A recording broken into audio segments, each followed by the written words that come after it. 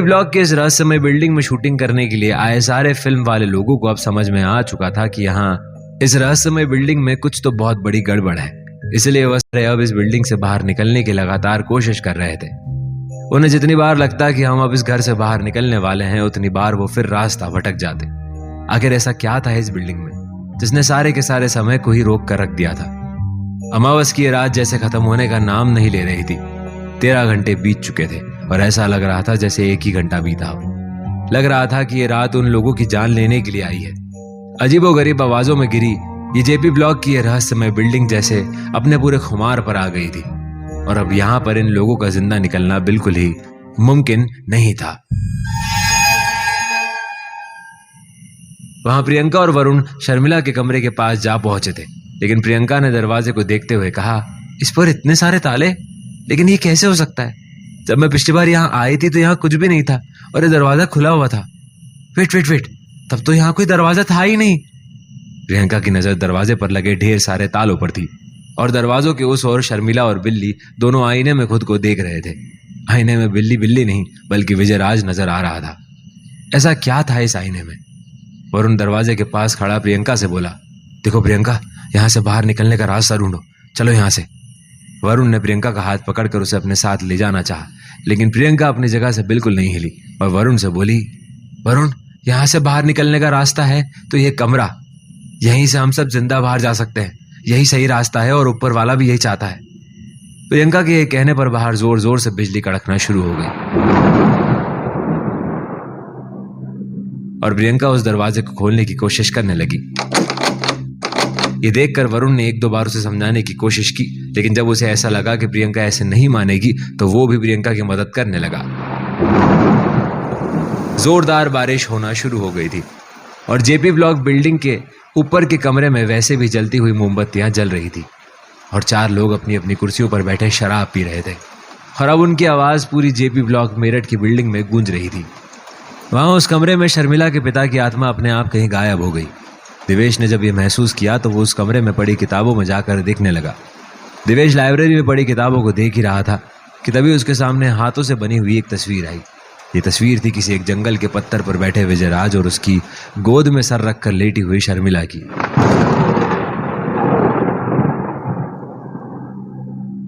शर्मिला विजयराज से बहुत प्रेम करती थी, लेकिन उसे पता था कि उसके पिता उन दोनों की शादी नहीं होने देंगे। तो शर्मिला विजयराज को कह रही थी, विजय, तुम मुझे अपने साथ कहीं ले जाओ, मैं तुम्हारे बिना नहीं रह सकती।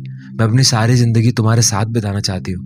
मैं चाहती हूँ कि मैं हमेशा हमेशा के लिए तुम्हारी हो जाऊं। शर्मिला ने यह कहा ही था कि एक सांप ने आकर शर्मिला के पांव पर काट लिया और ये देखकर विजयराज बहुत ही घबरा गया। उसने शर्मिला के पांव से सांप का जहर निकालने की बहुत कोशिश की, लेकिन शर्मिला का शरीर अपने आप सुन पड़ता जा रहा था। विजयराज को कुछ समझ नहीं आ रहा था और वो शर्मिला को उठाकर गुरुसम्मा के पास ले गया। वहां गुरुसम्मा के पास वही सांप इंसान के रूप में गुरुसम्मा को बताता है कि उसे जिस कार्य के लिए भेजा गया था उसने वो काम कर दिया है। विजयराज की आवाज सुनते ही वो वापस सांप के रूप में खिड़की से बाहर चला गया। गुरुसम्मा भी आंखें बंद करके समाधि में बैठ गए। विजयराज ने शर्मिला को लेकर गुरुसम्मा के पास लेटा दिया। गुरुसम्मा ने आंखें खोली और शर्मिला को उस हाल में देखकर बहुत ही खुश हुए। उन्होंने पहली बार शर्मिला के बदन को हाथ लगाया था और फिर उन्होंने शर्मिला के पैर से सांप का जहर निकालना शुरू कर दिया। वहीं एक कोने में विजयराज परेशानी की हालत में बैठा हुआ था और गुरुसम्मा आहिस्ता आहिस्ता शर्मिला के प्रेम में डूबते जा रहे थे। तभी एकदम से शर्मिला उठी और गुरुसम्मा को विजयराज समझकर गले से लगा लिया। गुरुसम्मा ने तय कर लिया कि अब वो शर्मिला को अपनी बना कर ही रहेंगे। इसके बाद विजयराज उठा और शर्मिला के पास चला गया। शर्मिला ने देखा उसने गलती से गुरुजी को गले लगा लिया था। विजयराज ने गुरुजी के सामने शर्मिला का हाथ पकड़ा और उसे अपने साथ ले गया, जिसे देखकर गुरुजी क्रोध में वही जल भुन गए। इतने में जेपी ब्लॉक मेरठ बिल्डिंग के पास के कुएं से एक बार फिर चिल्लाने की आवाज आई और दिवेश के हाथ से डर के मारे तस्वीर नीचे गिर गई। दिवेश उस कमरे की किताब में ना जाने क्या ढूंढ रहा था। इतने में प्रोड्यूसर की पत्नी वहां आई और दिवेश के कमरे के दरवाजे के पास खड़े होकर दिवेश से बोली, दिवेश, दिवेश, जल्दी चलो वहां, तुम्हारे बॉस के पास। उन लोगों ने, वो भूत हम सबको मार देंगे। उन्होंने प्रियंका और वरुण को भी मार दिया और वो मनोहर को भी। दिवेश, मेरे साथ चलो जल्दी, उन्हें तुम्हारी जरूरत है, समझ रहे हो ना तुम? दिवेश एकदम भागता हुआ जाकर कमरे के दरवाजे के पास आकर रुक गया। मैडम, मैडम आप यहाँ कैसे आई? आपको किसने बताया कि ये रास्ता है? और आपको यहाँ बुलाया किसने? दिवेश बोलते बोलते अपने हाथ कमरे के बाहर किए। मैडम बने भूत ने दिवेश का हाथ पकड़ लिया और उसे बाहर की तरफ खींचने लगा। दिवेश ने उस कमरे के दरवाजे को कसकर पकड़ रखा हुआ था और अब इन दोनों की जद्दोजहद यहाँ बनी हुई थी। इतने में पीछे से मनोहर अपने हाथ में कुछ लेकर आया और उसने जैसे ही भूत को मारने की कोशिश की, मनोहर उस कमरे के अंदर आ गया और दिवेश का हाथ भूत से छूट गया।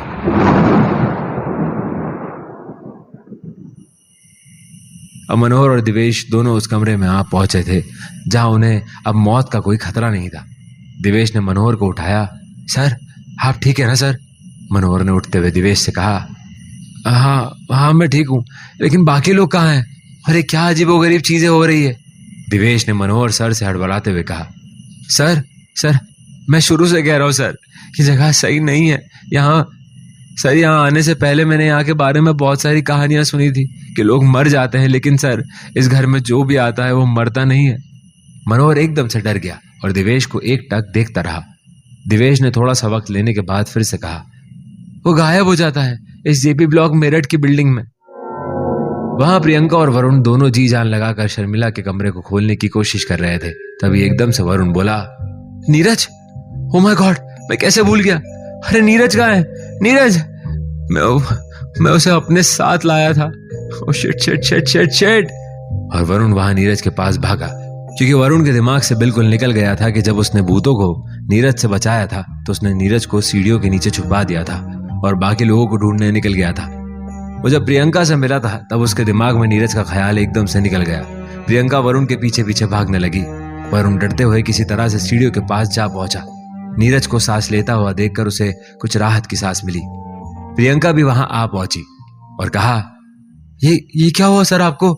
आप ठीक है ना? प्रियंका ने नीरज को देखते हुए कहा। नीरज कुछ बोलता उससे पहले उसके मुंह से खून निकलने लगा। वरुण डर गया। वो नीरज को उठाकर भागने लगा। प्रियंका ने भागते हुए वरुण से कहा, तुम पागल हो गए हो वरुण, ऐसे नीरज मर जाएगा। मेरी बात सुनो, रुक जाओ वरुण, मेरी बात समझने की कोशिश करो, रुक जाओ प्लीज। वरुण ने प्रियंका की एक नहीं सुनी और वो तीनों ही भागते भागते उस कमरे में जा पहुंचे जब मनोहर और दिवेश अपनी जान बचाकर बैठे हुए थे। और इन सबको उस कमरे में पहुंचने के बाद उस कमरे का दरवाजा अपने आप बंद हो जाता है।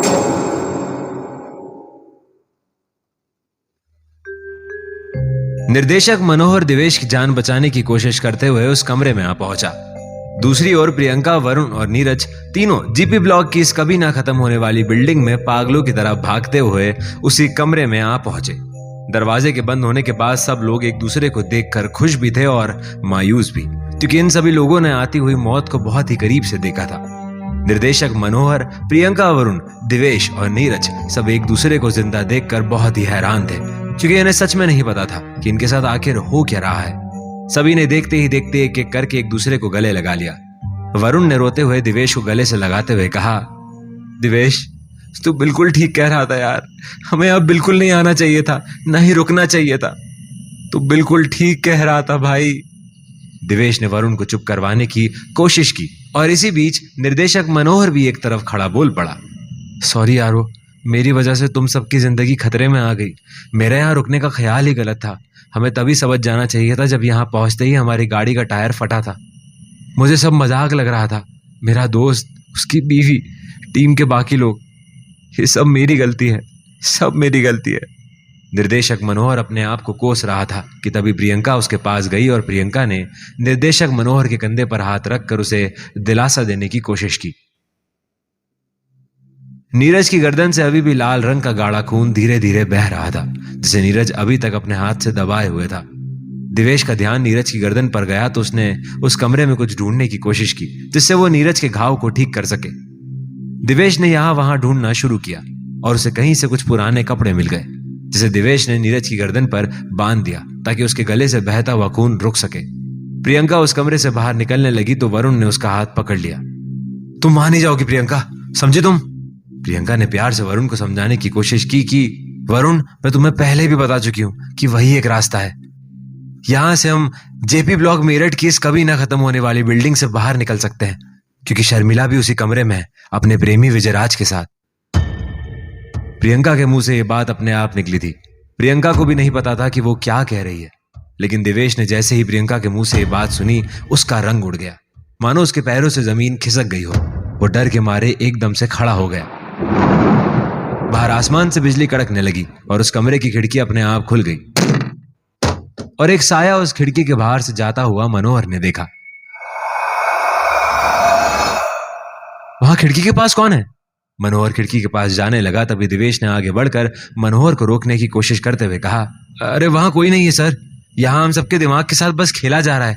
हम सब एक लूप में फंसे हुए हैं, ना टाइम खत्म होने का नाम ले रहा है, ना स्पेस और ना ही लोकेशन। हम जितना भाग रहे हैं रास्ता उतना लंबा होता जा रहा है और डर भी वैसे ही आहिस्ता आहिस्ता बढ़ता जा रहा है। सर यहाँ जो कुछ भी हो रहा है इसकी जानकारी सिवाय हमारे और किसी को नहीं है। वरुण ने एकदम से सवाल करते हुए पूछा। मतलब? देवेश ने वरुण को जवाब देते हुए सबको समझाने की कोशिश की। अब तक यहाँ के बारे में जो भी कहानियां लोगों ने सुनी है वो सब झूठ है, क्योंकि सच उस कमरे में छुपा हुआ है जहां शर्मिला अपने कमरे में अपने प्रेमी विजयराज के साथ बैठी हुई है। प्रियंका की तरफ देखते हुए देवेश ने इस बात को पक्का कर दिया कि प्रियंका ने जो कहा था वो बिल्कुल सच था। तभी प्रियंका देवेश के पास आते हुए बोली, कौन है ये शर्मिला और विजयराज?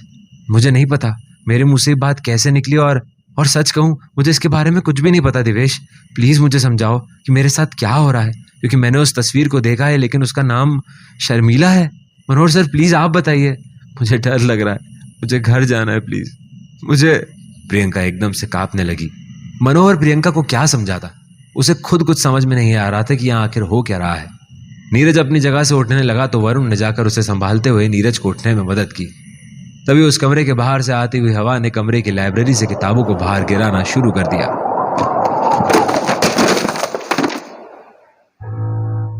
आहिस्ता आहिस्ता माहौल फिर डरावना होने लगा और फिर कोई भारी सी आवाज में बोला, यहाँ जो भी कोई आता है वो आता नहीं है, उसे लाया जाता है और फिर वो गायब हो जाता है।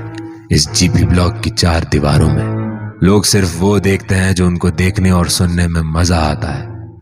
जैसे ऊपर के कमरे में बैठे 4 लोग, लाल साड़ी में घुंघरुओं में घूमती हुई खूबसूरत औरत। यहाँ सिर्फ यही लोग नहीं है, यहाँ और भी बहुत लोग हैं और अब तुम लोगों का भी इस परिवार में स्वागत है। जोर जोर से अजीबोगरीब हंसी से पूरा माहौल ही बदल गया और नीरज, वरुण, प्रियंका, मनोहर और दिवेश सब अपनी जगह पर खड़े के खड़े रह गए। एकदम से सब कुछ शांत हो गया, इतना शांत कि मुंह से निकलती हुई सांस भी सुनाई दी जा सकती थी और प्रियंका ने एकदम से रोना शुरू कर दिया। मनोहर ने उसे चुप करवाते हुए कहा, अरे कुछ नहीं होगा प्रियंका, चुप करो, किसी को कुछ नहीं होगा। लेकिन प्रियंका इस तरह से गूंजती हुई आवाज को सुनकर पहले से कुछ ज्यादा ही घबरा गई थी और लगातार सिर्फ एक ही बात बोल रही थी, मुझे मम्मी पापा के पास जाना है, मुझे डर लग रहा है सर, सर प्लीज सर, मुझे नहीं रहना है यहाँ पे सर, मुझे घर जाना है मुझे। और बोलते बोलते जोर जोर से रोने लगी।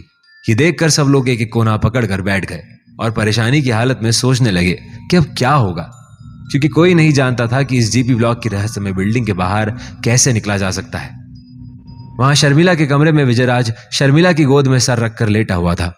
शर्मिला ने कहा, तुम्हें याद है विजयराज, जब मुझे सांप ने काट लिया था और मैंने तुम हो समझकर गुरु सम्मा को गले से लगा लिया था।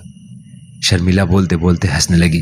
विजयराज ने जवाब देते हुए कहा, ये तो अच्छा हुआ कि उस दिन तुमने अपनी शक्तियों का सही तरीके से उपयोग किया, वरना हम कभी एक नहीं हो पाते। शर्मिला, उस रात जो भी हुआ था उसे बीते कितने साल हो चुके हैं, लेकिन आज भी तुम्हारे पिताजी ने हमें माफ नहीं किया। और तुम्हें याद है जब तक तुम्हारे पिता।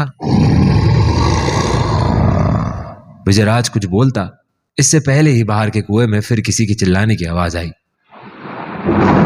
वहां दरवाजे पर बैठा वही आदमी बारिश में अपने आप से बातें करता हुआ बोल रहा था, आज आखिरी दिन है, कल का दिन कल पर, आगे आगे पीछे पीछे, कोई है कोई नहीं, मगर कोई बचेगा नहीं और कोई मारेगा नहीं। कौन है कौन नहीं, यही है इस जगह की पहेली। और जोर जोर से हंसने लगा और उसके साथ ही उल्लुओं की आवाजें और कुछ ऐसी आवाजें जिससे माहौल इतना डरावना हो गया था कि ऐसा महसूस हो रहा था कि जीपी ब्लॉक की इस इमारत में आज वो होने वाला है जो आज से पहले कभी नहीं हुआ। तभी एक पुलिस की जीप आकर जेपी ब्लॉक की बिल्डिंग के दरवाजे के पास आकर रुकती है। इंस्पेक्टर कांस्टेबल के साथ बाहर आता है और इंस्पेक्टर अपनी जेब में से एक सिगरेट निकालकर सुलगाने लगता है। वहां इस कमरे में सभी अब भी अपनी जगह पर मायूस होकर बैठे हुए थे। इतने में कमरे में हलचल होती है और इसकी सबसे पहले खबर होती है दिवेश को, और वो अपनी जगह से आहिस्ता आहिस्ता उठता है और आवाज की तरफ बढ़ने लगता है।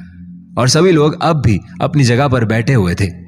जैसे ही उनका ध्यान दिवेश पर पड़ा, वो भी दिवेश के पीछे पीछे बिना कोई आवाज किए चलने लगे। वहां इंस्पेक्टर सिगरेट सुलगाता हुआ गेट के अंदर की तरफ आता हुआ नजर आता है।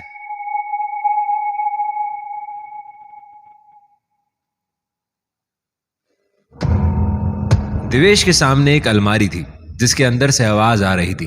ये देखकर उस कमरे के सभी लोग एकदम से सुन हो गए, लेकिन दिवेश हिम्मत करके उस अलमारी की तरफ बढ़ रहा था। मनोहर और वरुण ने एक दो बार दिवेश को समझाने की कोशिश भी की, लेकिन दिवेश को शर्मिला के पिताजी की बात याद थी कि इस कमरे में कोई भी बुरी आत्मा नहीं आ सकती। इसलिए दिवेश उस अलमारी की तरफ बिना डरे आगे बढ़ रहा था। प्रियंका और नीरज दोनों एक तरफ खड़े बस दिवेश को जाता हुआ देख रहे थे, लेकिन मनोहर और वरुण दिवेश के पीछे पीछे कुछ दूरी पर साथ चल रहे थे। इतने में बंद दरवाजे के उस पार से फिर किसी लड़की के चिल्लाने की आवाज आई। उसके बाद छोटे छोटे बच्चों की मम्मी पापा को पुकारते हुए चीखें सुनाई दी। ये आवाजें, ये चीखें इस सारे के सारे माहौल को और भी ज्यादा डराने का काम कर रही थी, लेकिन दिवेश उसे तो कुछ सुनाई ही नहीं दे रहा था। वो तो बस अलमारी की तरफ बढ़ता ही जा रहा था। दिवेश ने जैसे ही अलमारी खोली, वहां शर्मिला और विजयराज एक दूसरे के साथ बीते हुए दिनों की बातें कर रहे थे। वे कह रहे थे कि शर्मिला, उस बात को गुजर जाने कितने साल हो गए हैं, लेकिन तुम्हारे पिताजी ने हमें मरने के बाद भी माफ नहीं किया, और अगर वो हमें माफ नहीं करेंगे तो हम कभी भी पूरी तरह से एक नहीं हो पाएंगे। विजयराज ने शर्मिला का हाथ को अपने हाथ में लेते हुए कहा। शर्मिला विजयराज की बातों को बड़े ही गौर से सुन रही थी, लेकिन शर्मिला के साथ साथ कुछ और भी सोच रही थी। तुम्हें पता है विजय, माँ मुझसे बहुत प्यार करती थी। उन्होंने मुझे कभी भी किसी बात के लिए मना नहीं किया, और ना ही कभी पिताजी ने। लेकिन माँ किसी और से प्यार करती थी। हालांकि उन्होंने कभी ये बात पिताजी को बताई नहीं। कैसे बताती? पिताजी ने जो हमारे लिए अपना पूरा परिवार छोड़ दिया था। विजयराज ने शर्मिला की बात को आगे बढ़ाते हुए कहा, तुम्हारे पिताजी के गांव के घर के नजदीक ही एक डायन रहती थी ना, जिसने तुम्हारी दादी के बहुत सारे बच्चों को पैदा होने के तुरंत बाद ही खा लिया था। उसका रात के वक्त पर खुले हुए बालों, लंबे लंबे नाखूनों, उल्टे पैर और हाथों से गांव की गलियों में घूमना, जब तक वो किसी के कलेजे को नहीं खाती थी तो उसकी रात सुकून से गुजरती नहीं थी। शर्मिला अपनी जगह से उठी और आईने के सामने जाकर बैठ गई। विजयराज अब भी पलंग पर ही बैठा रहा। उस डायन ने हमारा पीछा नहीं छोड़ा। वो आज भी इस इमारत के सबसे नीचे के कमरे में कैद है। दूसरी ओर वहां गेट पर इंस्पेक्टर साहब ने सिगरेट बुझाते हुए कांस्टेबल से पूछा, अरे भाई, वैसे कब तक आने वाले हैं शूटिंग वाले? कांस्टेबल अपना तंबाकू लगाने में मस्त था। उसने जैसे इंस्पेक्टर की बात को सुना ही नहीं। इंस्पेक्टर ने देखा कांस्टेबल अपने ही काम में मग्न था। उसने फिर से पूछा, इस बार पहले से ज्यादा जोर की आवाज में, अरे कब तक आने वाले हैं शूटिंग वाले? कांस्टेबल ने एकदम से तंबाकू मुंह में डालते हुए कहा, अरे वो तो कल आने वाले हैं। और कितने दिनों के लिए आ रहे हैं वो इधर? इंस्पेक्टर साहब ने सवाल करते हुए जेपी ब्लॉक की बिल्डिंग के अंदर जाना शुरू किया। तभी उसकी नजर जमीन पर पड़ी जहां पर कुछ टायर के निशान थे। कांस्टेबल अपने ही जवाब देने में मस्त था। सर, अब इन शूटिंग वालों को क्या कहा जा सकता है? ये आते हैं जाते हैं, सिर्फ प्रोड्यूसर की मर्जी है। प्रोड्यूसर जब तक पैसा लगा सकते हैं लगाते हैं सर। मैं आपको बताता हूँ, एक फिल्म बन रही थी काजोल को लेकर। कांस्टेबल बात करने में मस्त था और इंस्पेक्टर टायर के निशान का पीछा करते हुए वहां गाड़ी को ढूंढने की कोशिश करने लगा। इंस्पेक्टर ढूंढता ढूंढता थोड़ा आगे निकल गया। तभी वहां कई झाड़ियों में वही आदमी हाथ में लालटेन लिए इंस्पेक्टर को देख रहा था। इंस्पेक्टर की नजर जैसे ही उस पर पड़ी, इंस्पेक्टर एकदम से डर गया। इंस्पेक्टर ने मुड़कर कांस्टेबल को आवाज लगाई और उसकी तरफ भागने लगा। दोनों जब तक मुड़कर वापस वहां आते, वहां कुछ भी नहीं था। इंस्पेक्टर ने कांस्टेबल को बताने की कोशिश की कि उसने वहां पर एक गाड़ी के टायर के निशान देखे और झाड़ियों में एक डरावने आदमी को देखा। कांस्टेबल बहुत ही ज्यादा डरपोक किस्म का इंसान था, लेकिन वो भी ये जाहिर नहीं होने देता था। कांस्टेबल ने इंस्पेक्टर से कहा, अरे सर, क्या बोल रहे हैं आप? यहाँ कोई नहीं है और गाड़ी ही नहीं है तो टायर के निशान कहाँ से आएंगे? और सर, ये आप कहाँ खड़े होकर क्या बात कर रहे हैं? आपको तो पता है ना इस बिल्डिंग के बारे में। चलिए यहाँ से। कांस्टेबल इंस्पेक्टर को समझाकर वहां से गाड़ी लेकर वापस जाने लगा। तभी कांस्टेबल का ध्यान गाड़ी के टायर पर पड़ा। गाड़ी के सभी टायर पंचर हो गए थे। ये देखकर कांस्टेबल मानो थरथरा सा गया। और इंस्पेक्टर? वो कांस्टेबल का चेहरा देखकर पागलों की तरह हंसने लगा। इंस्पेक्टर का इस तरह से हंसना वाकई में बहुत ही ज्यादा डरावना लग रहा था। इंस्पेक्टर का ध्यान फिर से जेपी ब्लॉक मेरठ की बिल्डिंग के गेट के अंदर पड़ा। उसके सामने वही आदमी हाथ में लालटेन लिए जमीन पर बैठा हुआ था। इंस्पेक्टर उसे देखते ही उसकी तरफ भागने लगा। वहां अंदर सुरक्षित कमरे में दिवेश आहिस्ता आहिस्ता अलमारी की तरफ बढ़ता है और जैसे ही अलमारी खोलता है अंदर से राजेश निकलता है। ये वही लड़का है जिसके मरने की खबर अखबार में पढ़कर दिवेश ने मनोहर को जेपी ब्लॉक की इस बिल्डिंग में आने से मना किया था। लेकिन दिवेश उसे जिंदा देखकर हैरान था और राजेश उन्हें उस कमरे में देखकर राजेश ने एकदम से पूछा, आप कौन हैं? और आप यहाँ क्या कर रहे हैं? और मैं इस अलमारी में। राजेश कुछ याद करने की कोशिश करने लगा तो मनोहर बोला, दिवेश, ये तो वही लड़का है ना जिसके मरने की खबर उस दिन मुझे अखबार में पढ़कर सुना रहे थे।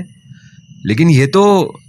दिवेश ने मनोहर की बात को काटते हुए राजेश से सवाल पूछा, क्या हुआ था उस रात? राजेश ने सारी कहानी सुनाई। कैसे वो पल्लवी को लेकर यहां आया था, उसके बाद कैसे कुछ बुरी आत्माएं उसकी और पल्लवी की जान लेने को उतारू हो गई थी, कैसे वो भागता हुआ इस कमरे में आ गया। और बातों बातों में राजेश ने दिवेश से पूछा, आपको कितने घंटे हुए यहां आए हुए? प्रियंका एकदम से बोली, घंटे? मनोहर दिवेश की तरफ देखने लगा। दिवेश ने राजेश के कंधे पर हाथ रखते हुए कहा, तुम्हारी खबर अखबार में आए हुए आज हफ्ते से ऊपर हो गया है। राजेश एकदम से जोर जोर से हंसने लगा। उसे दिवेश की बात पर यकीन ही नहीं हो रहा था। अरे क्या बात कर रहे हो सर, अभी कुछ देर पहले तो मैं पल्लवी को ढूंढता हुआ इस कमरे में आया था और फिर मुझे ऐसा लगा कि कोई तो इस अलमारी में छुप गया है। 2 मिनट पहले की बात है ये। राजेश ने दिवेश को बताते हुए कहा। नीरज जो काफी देर से सब कुछ देख सुन रहा था बोला, माइंड, टाइम और स्पेस सब उसके हाथ में है, वो अपने हिसाब से चला रहा है। राजेश नीरज की बात को समझा नहीं। नीरज के पास जाकर पूछने लगा, मतलब, और आप लोग कौन है? और यहां से बाहर, मेरी गाड़ी बाहर रोड पर लगी है, पता है कितनी महंगी है, और आज तो पल्लवी का बर्थडे है। ओ शिट शिट शिट, क्या सोचा था मैंने और ये क्या हो गया? पता नहीं मैं इस बिल्डिंग में क्यों आया। Oh Pallavi, I am really really sorry. Priyanka Rajesh के पास आकर बोली, तुम्हारी गर्लफ्रेंड के जन्मदिन को बीते कई दिन हो गए हैं, समझ नहीं आ रहा क्या तुम्हें? हम लोग इस घटिया सी जगह पर फंस चुके हैं और अब तो ऐसा लगता है कि हम यहां से कभी बाहर नहीं निकल पाएंगे। सुना तुमने मैं क्या कह रही हूं तुमसे? हम यहां से अब कभी भी बाहर नहीं निकल पाएंगे। प्रियंका को बोलते बोलते बहुत गुस्सा आने लगा, जिसकी वजह से प्रियंका चिल्लाने लगी थी कि तभी अचानक से दरवाजे के उस पार एक लड़की की चीखने की आवाज आई, दरवाजा खोलो प्लीज, मुझे बचाओ कोई, वो देखो मुझे जान से मार देगी, please please help me. Rajesh ने सुनते ही रिएक्ट किया, अरे ये तो मेरी पल्लवी की आवाज है। राजेश आगे बढ़ने लगा था कि वरुण ने उसे कसकर पकड़ लिया। अरे तुम ये क्या कर रहे हो? देखो मेरी गर्लफ्रेंड मुझे बुला रही है। राजेश ने अपने आप को छुड़वाते हुए कहा, लेकिन वरुण तो जैसे मानने के लिए तैयार ही नहीं था। राजेश ने 1-2 बार और कोशिश की, जिसके बाद वरुण ने राजेश को उठाकर गुस्से के साथ अलमारी पर दे मारा।